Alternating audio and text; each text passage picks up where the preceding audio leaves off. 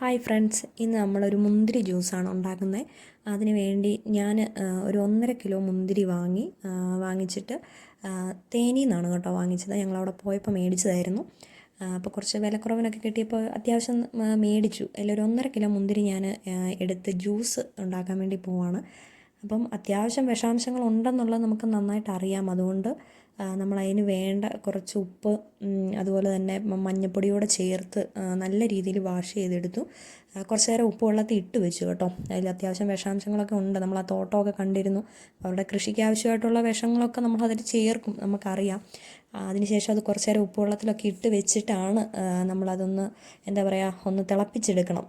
നല്ല രീതിയിൽ വെള്ളം മാറി നല്ല വെള്ളമൊഴിച്ച് ആവശ്യത്തിന് പഞ്ചസാര ഇട്ട്, നമുക്ക് എത്രത്തോളം മധുരം വേണോ അത്രയും മധുരത്തിനുള്ള പഞ്ചസാര ഇടുക കേട്ടോ. ഞങ്ങൾക്ക് കുറച്ച് മതി, അതുകൊണ്ട് ഞങ്ങൾ കുറച്ചേ ഇട്ടുള്ളൂ.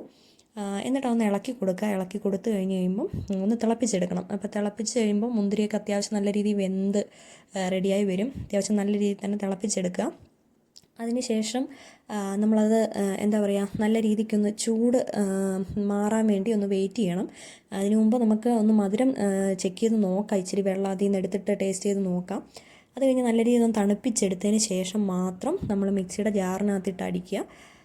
എന്നിട്ട് അതൊന്ന് അരിച്ചെടുക്കുക. നല്ലൊരു ഇതിൽ നമ്മളൊന്ന് അരിച്ചെടുക്കുക. ആദ്യം കുറച്ച് പതയൊക്കെ കാണും അതിൽ കുറച്ച് പതയുണ്ടെങ്കിലും നല്ല രീതിക്ക് നമ്മളതൊന്ന് അരിച്ചെടുക്കുന്നത് കുറച്ച് കഴിയുമ്പോൾ മുന്തിരി ജ്യൂസിൻ്റെ ഒരു ഇതിലേക്ക് തന്നെ വരും. അതിൽ അതിൻ്റെ കുരുവും തൊലിയും എല്ലാം ഉണ്ടല്ലോ.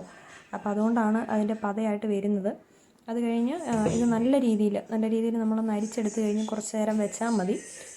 ഞാൻ ഒരു സ്പൂണിട്ട് ഇളക്കിയാണ് അതൊന്ന് അരിച്ചെടുത്തത്. അത് കഴിയുമ്പോൾ ഈ ഒരു കളറിൽ നമുക്ക് ജ്യൂസായിട്ട് തന്നെ കിട്ടും.